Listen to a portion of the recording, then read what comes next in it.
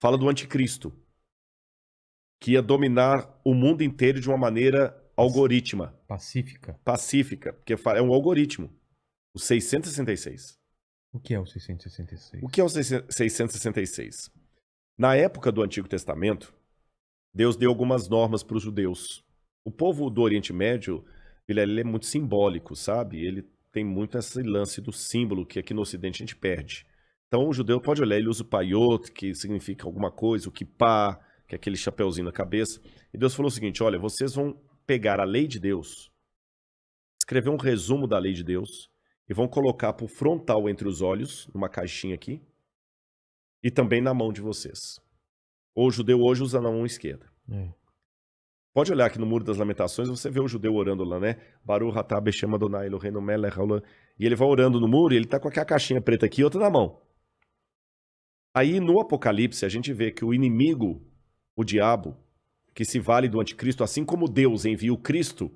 O anticristo é a versão do Cristo pro demônio. Pro demônio, o anticristo. Ele faz uma paródia de Cristo. Aí, como Deus no Antigo Testamento pediu os judeus para ter a lei de Deus na testa e na mão, o anticristo coloca também um sinal, uma marca, na testa e na mão.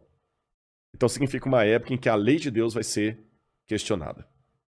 Nessa época em que a lei de Deus for questionada, diz o Apocalipse, ninguém poderá comprar nem vender, senão aquele que tem a marca da besta e o número do seu nome. Ora, esse número é 666.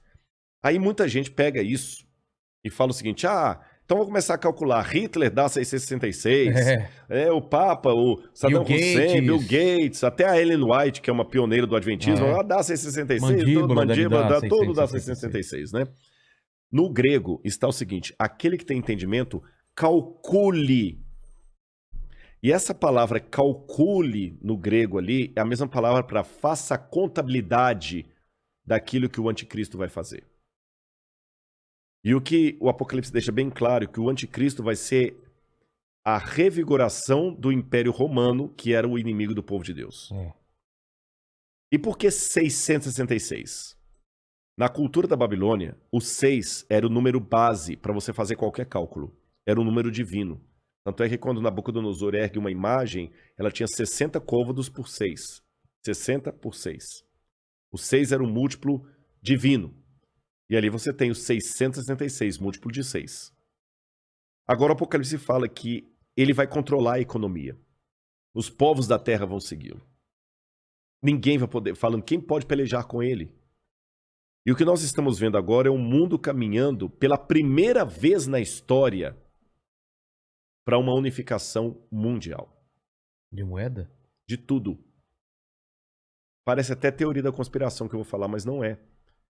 O mundo está caminhando para uma unificação. Rodrigo, mas nunca. Aqui no Brasil mesmo a gente vê a briga dos de esquerda com os de direita. O pessoal não está entendendo. Essa unificação não significa unificação de mente, mas unificação de propósito. Que é um exemplo que o mundo pode se unir por um propósito, apesar de se odiar mutuamente? A pandemia. Exatamente. O Irã está usando máscara, Israel também está usando máscara. Os palestinos estão jogando foguete lá em Israel, o Hamas, mas o israelense está usando máscara, o palestino também. O egípcio está usando álcool em gel, o iraniano está usando álcool em gel, o americano está usando álcool em gel, o russo está usando álcool em gel, então o Putin está usando álcool em gel. A mesma coisa o presidente do Brasil, o presidente da Argentina, da Venezuela, o mundo parou. Então é possível essa união do mundo inteiro em algumas coisas mesmo. Ela não só é possível, como ela é um caminho sem volta. Por que está falando tanto em criptomoeda? Nós já estamos passando por uma transição do dinheiro. Dinheiro de papel, né? De papel, você entendeu? Dinheiro baseado em tesouro nacional.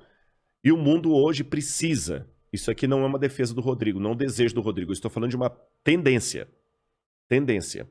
O mundo precisa se unificar porque existem, Vilela, alguns elementos hoje que estão à solta, como se fossem crianças bagunceiras numa casa cheia de faca, de garfo, de objetos cortantes e letais, sem um adulto para controlar essas crianças. Você jamais faria isso. Quais são as crianças que estão à solta no mundo e precisam de um adulto para controlá-las? Um preceptor, uma babá? Internet. Quem tem domínio da internet? Você na internet você pode encontrar o podcast do Inteligência Ilimitada, mas você também pode encontrar uma fórmula para fazer um coquetel Molotov. O camarada pode assediar você para fazer parte do Estado Islâmico. Quem controla a internet? Nem os Estados Unidos. Não, está na mão de ninguém. Quem controla tráfico de drogas e de armas em nível mundial? Ninguém. Lavagem de dinheiro está aí. O terrorismo está aí e lavam dinheiro. Quem controla bolsa de valores? A economia do mundo não aguenta por mais 20 anos nas mãos da bolsa de valores, que é especulativa. Se cair a bolsa de Tóquio, você nunca foi ao Japão, mas você pode perder o seu emprego e essa casa aqui porque caiu a bolsa de Tóquio. O Bradesco pode falir porque teve um crash na bolsa de Nova York. E a gente viu, essa pandemia viu como nós estamos economicamente vulneráveis. Economicamente vulneráveis. Quem controla o terrorismo mundial? Então esses elementos... mais um. A ecologia. Não quero entrar no debate se a Amazônia é nossa ou não é nossa. O fato é que se a gente não cuidar da Amazônia, o mundo todo se ferra, caramba. Você tá entendendo? Então não tem mais esse negócio assim, é meu. Então hoje a gente precisa de um governo único que com leis mundiais controle a internet, bolsa de valores, que vai desaparecer, o reset tá aí, controle a economia, gastos, terrorismo e tudo mais. E os países, por mais que continue havendo direita e esquerda, situação e oposição, não interessa, Islã e cristianismo, vai precisar se unir, não porque eles se amam, porque não tem outro jeito. E essa união está muito parecida com o caminho de preparação para o anticristo. Agora, a minha questão aqui não é cair naquela esquizofrenia escatológica de achar agora que qualquer coisa eu tenho que evitar porque senão é a marca da besta. Eu já vi gente, isso aqui é sério, que não quer deixar colocar o revolvinho da temperatura na testa da mão, que aquele é a marca da besta. Calma. Estupidez, não tem nada a ver um negócio desse, gente, tá bom? Agora, quando esse governo único se interpuser entre a minha fidelidade a Deus e a minha fidelidade ao Estado, esse é o único momento em que eu estou livre perante Deus para ter uma desobediência civil social. Porque a própria Bíblia me ensina a ser obediente às autoridades constituintes. Mesmo quando Nero estava no poder, Pedro escreveu: respeitem as autoridades constituídas. A César o que é de César. Dai César o que é de César. Pague os impostos. Seja um bom cidadão. Que a crise não venha por culpa de vocês. A Bíblia me ensina a ser um bom cidadão. Porém, a própria Bíblia fala: quando o governo der uma ordem... A Bíblia não diz isso explicitamente, diz assim, em termos filosóficos. Sim. Quando o governo der uma lei que vá contra os mandamentos da lei de Deus, como os companheiros de Daniel na Babilônia, enfrente a morte se preciso for, mas não ceda.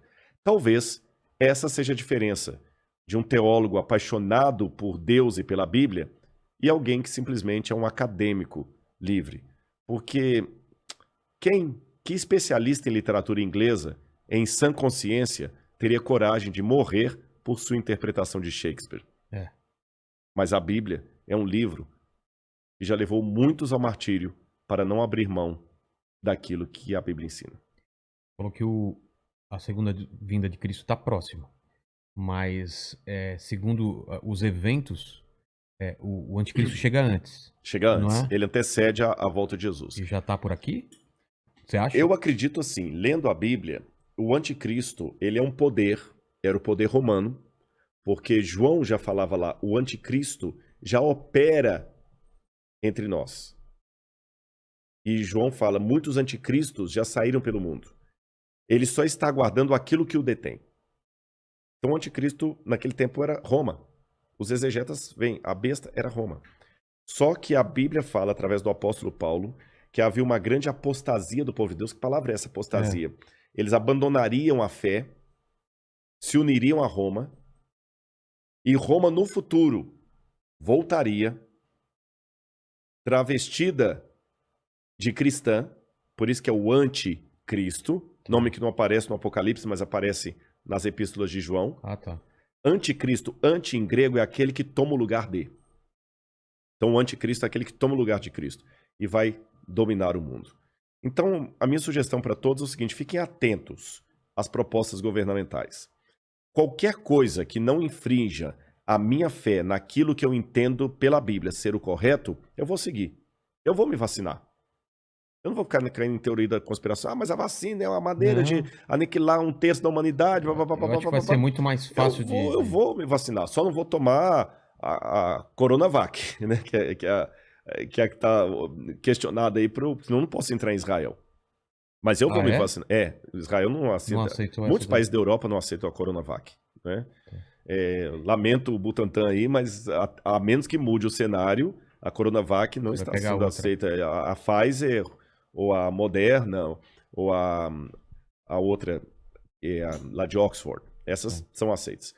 Mas eu vou me vacinar. Você está entendendo? Agora, não vou cair em teoria da conspiração. Agora, o dia que houver uma lei que se interpuser entre a minha fidelidade e aquilo que Deus pediu de mim, aí eu estou disposto a enfrentar até a morte. E você acredita que o arrebatamento vai acontecer antes dos 7 anos